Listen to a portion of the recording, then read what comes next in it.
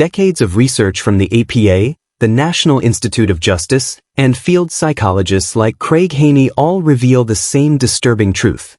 The sentence isn't the only punishment. The waiting is. In facilities across the United States, California's San Quentin, Florida State Prison, and the federal system, men placed under a death sentence undergo one of the most extreme forms of psychological pressure ever measured. The world sees a cell. Researchers see something else. A closed environment where memory, emotion, reasoning, and identity are slowly reshaped by isolation, uncertainty, and the constant awareness that life has an ending date, but not an exact time. This documentary uncovers what that pressure does to the human mind, using verified sources, non-fiction inmate accounts, and decades of criminal justice research. No dramatics. Only what is real. And it begins with the one psychological factor every death row inmate meets first. The shock of the final sentence.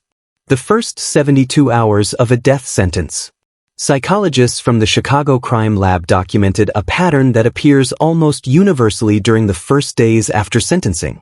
Cognitive collapse followed by rapid emotional compartmentalization. It begins in the courtroom. Not loud. Not dramatic. A subtle detachment. A protective mental shutdown similar to what trauma researchers in the APA describe as acute dissociation.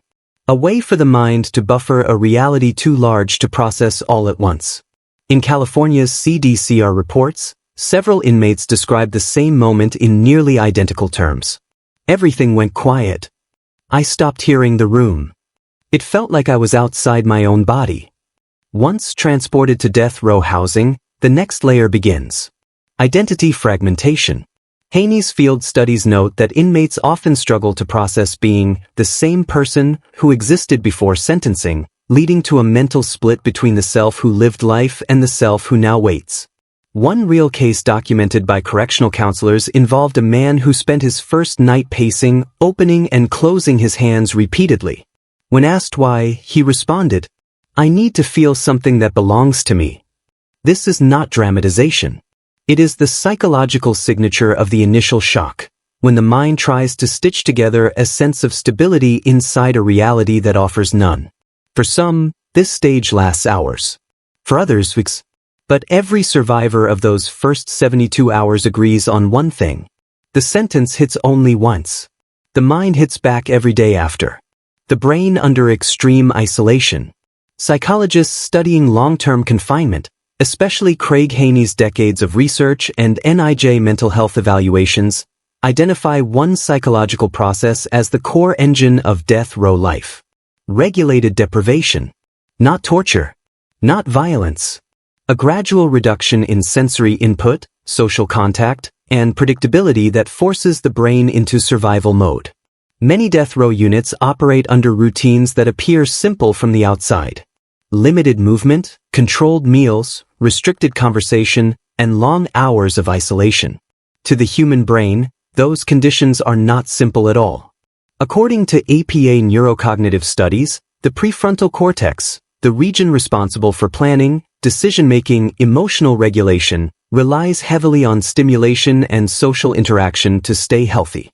When those inputs disappear, the brain begins altering its emotional and cognitive pathways to conserve psychological energy. In interviews cataloged by the CDCR, one inmate described it this way. "It's not the silence that gets you. It's the fact that you start getting used to it." This, getting used to it, is exactly what researchers call adaptive dissociation, a gradual emotional flattening that helps inmates avoid being overwhelmed by fear, uncertainty, or prolonged stress.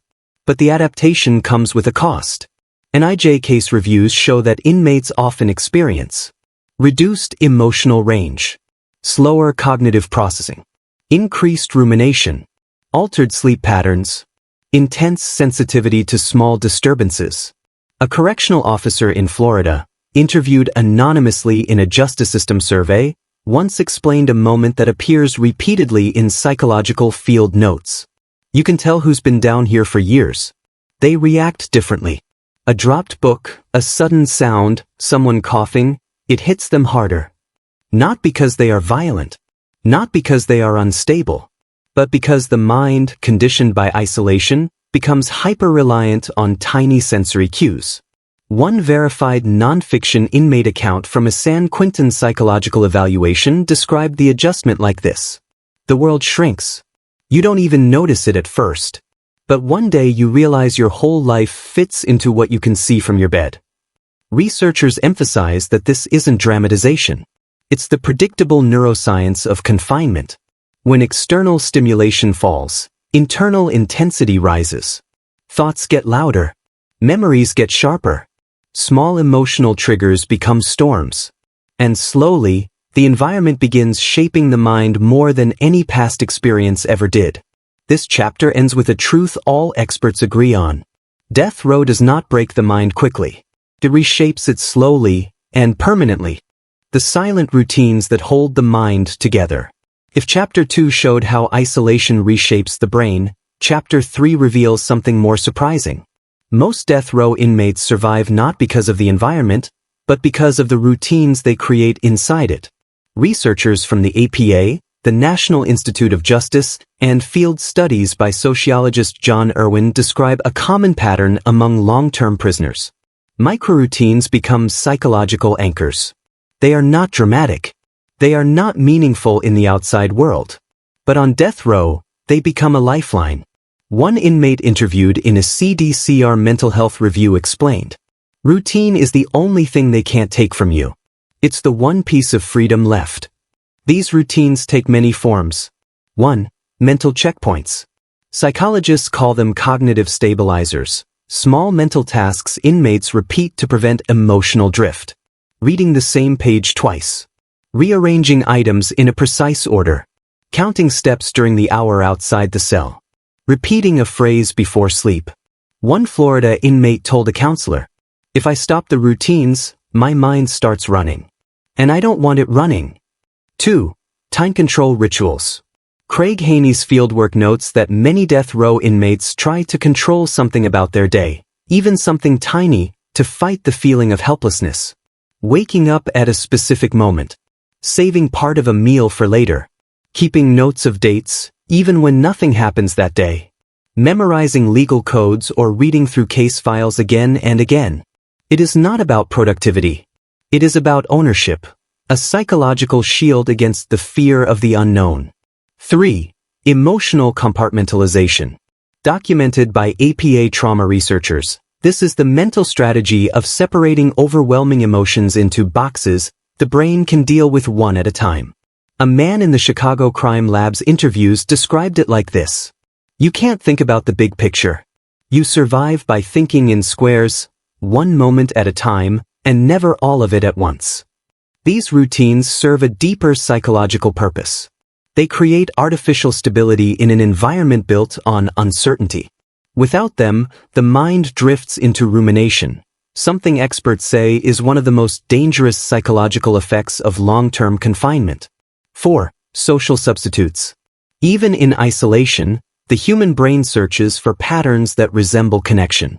Some inmates talk to themselves under their breath, not a sign of deterioration, but a coping method widely documented in solitary confinement studies.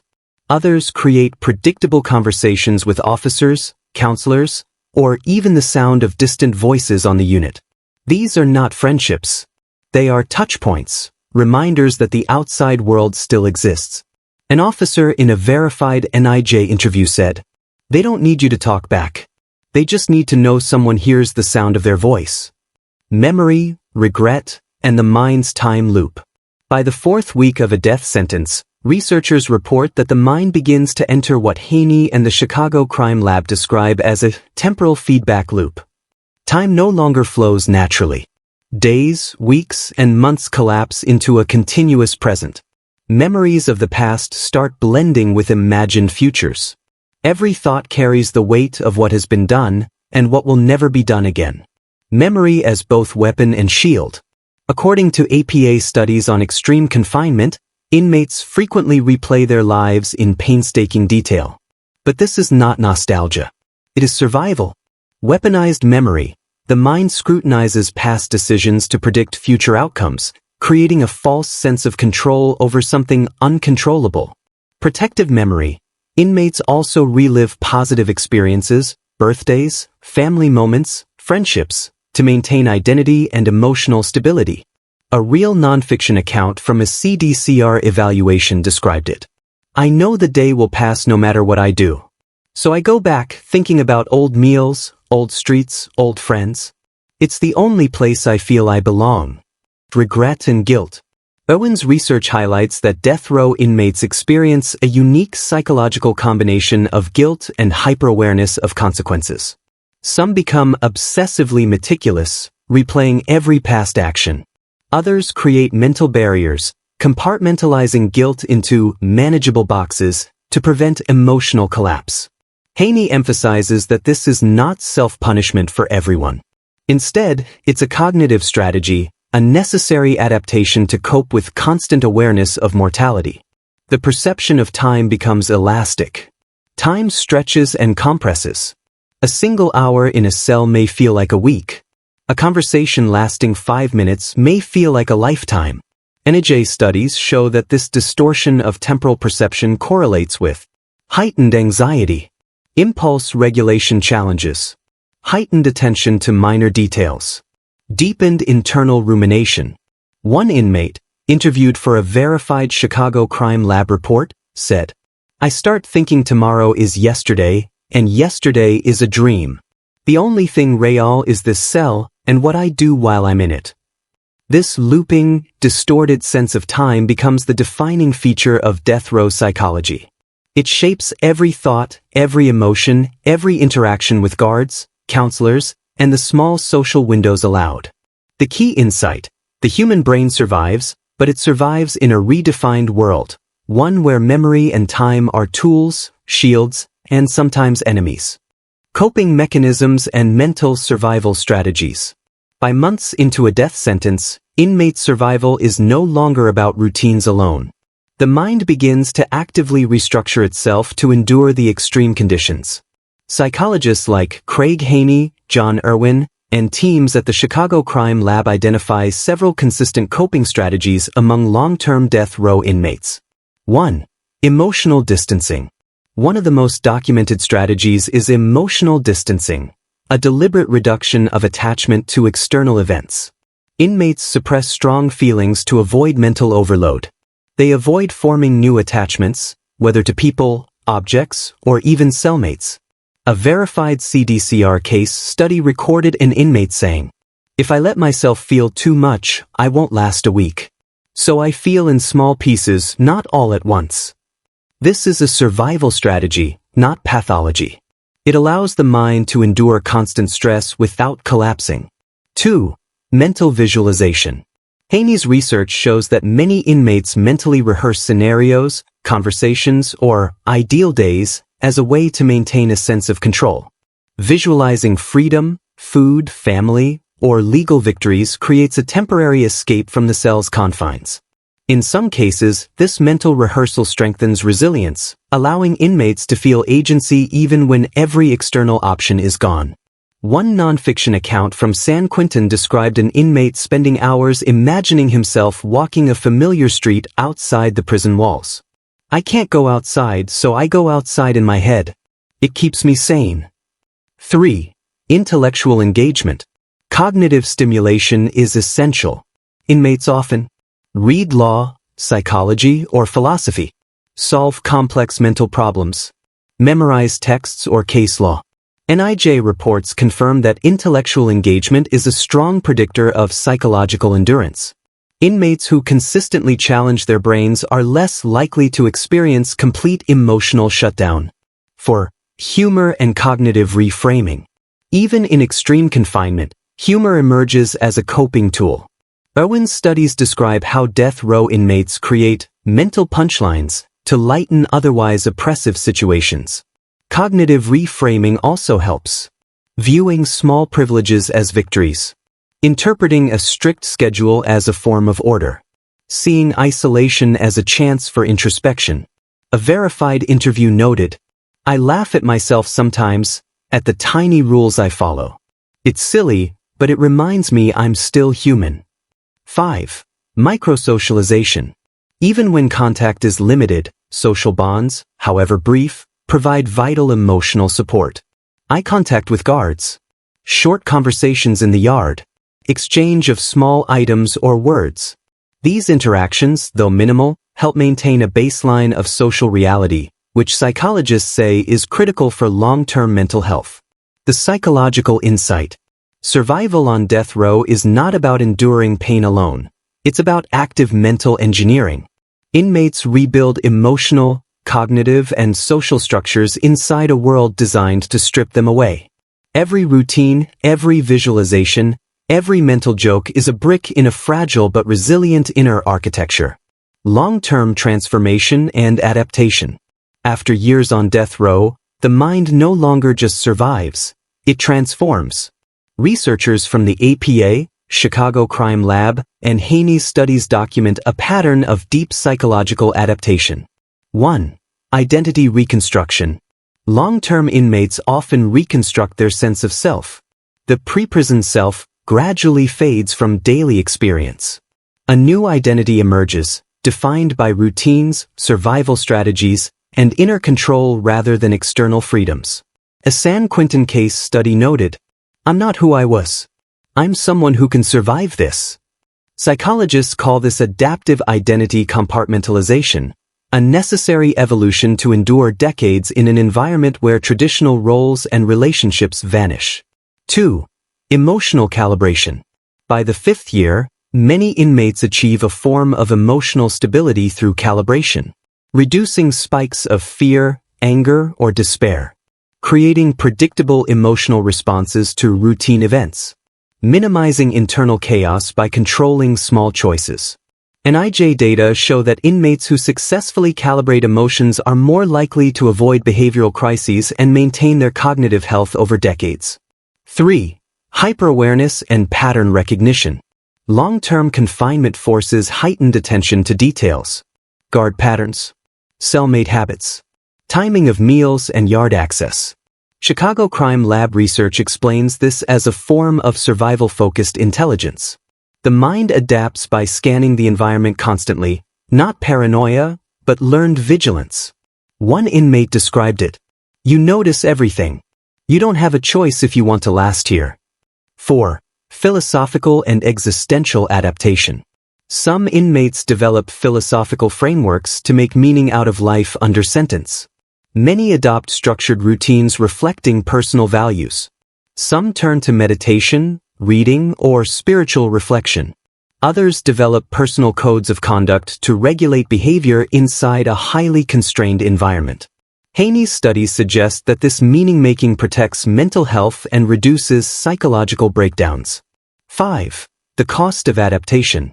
While these adaptations allow survival, they are not without cost. Emotional flattening can hinder post-release reintegration. Deep internalization of isolation can alter social perception. Hyperfocus on survival limits creative, social, and emotional flexibility. In other words, the brain survives, but it is forever reshaped by the pressures of death row. Key insight for viewers. Death row is a psychological crucible. Those who endure do so not through sheer willpower, but through deliberate mental engineering. Every thought, every routine, every small ritual becomes a tool for survival. The mind adapts, but it never forgets. The human stories behind the numbers. So far, we've examined psychological theory and adaptation patterns. But behind every statistic is a human mind grappling with mortality, routine, and identity. 1. The waiting game. Inmates describe death row as a constant negotiation with time. One verified CDCR account from San Quentin. "You live like every day is the longest day of your life. Minutes stretch, hours stretch, years stretch. You learn to live inside the waiting." Psychologists call this temporal magnification, a condition where subjective time stretches due to extreme monotony and stress.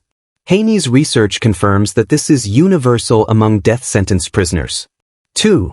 The mental chess of daily life. Another nonfiction case from Florida State Prison documented inmates strategizing small routines, timing meals, predicting guard movements, deciding when to speak or remain silent. This is not obsession. Psychologists identify it as adaptive vigilance, a cognitive strategy that balances emotional risk and mental control. 3. Small victories, big impacts. Inmates develop tiny rituals to claim a sense of autonomy. A verified case in CDSR involved an inmate who memorized every visitor's name, including guards, to maintain social awareness. It's the little things. That's what keeps you sane. NIJ studies confirm that micro-victories, small personal achievements within rigid constraints, significantly reduce stress and improve long-term coping. 4. The role of hope and legal battles. Even when hope is slim, mental engagement in appeals or clemency petitions serves a critical psychological function. Haney notes, inmates report feeling alive when working on legal matters. Cognitive engagement offers a sense of agency. It slows emotional deterioration. One Chicago crime lab interview revealed, even if I know I may never win, just trying keeps me from disappearing. 5. Emotional support and connection. Despite extreme isolation, brief social interactions, phone calls, letters, counselor visits, are psychologically profound. They anchor identity, remind inmates of external reality, provide emotional feedback necessary for cognitive stability. APA studies show that inmates with consistent, meaningful communication maintain higher cognitive and emotional functioning over long periods. Death row psychology is not only about stress, trauma, or despair. It is resiliency, adaptation, and survival in its purest form. Every mental adjustment, ritual, and interaction serves as a lifeline. Death row is more than a sentence. It is a crucible that tests the limits of human cognition, emotion, and resilience. From the first hours of shock, to the long months of isolation, to decades of mental adaptation, the human mind does something remarkable. It survives. But survival comes at a cost. Emotional flattening, identity reconstruction, hypervigilance, and altered perception of time are the unseen marks left by life under a death sentence. Every routine, every mental exercise, every memory carefully replayed is a tool, a shield, and a necessity. Through verified research from the APA, NIJ, CDCR, Haney, Irwin, and the Chicago Crime Lab, we see a consistent truth. The human mind adapts, endures, and finds ways to maintain agency even when the world offers none. These stories are not sensational, they are real. They remind us that even in the most extreme conditions, the mind seeks stability, meaning, and survival. If you found this documentary insightful, like to support in-depth psychological content. Comment your thoughts. What surprised you the most? Subscribe and turn on notifications for more real, verified explorations of human behavior behind prison walls. Because the mind doesn't just survive confinement, it transforms, and understanding it brings us closer to the hidden truths of human resilience.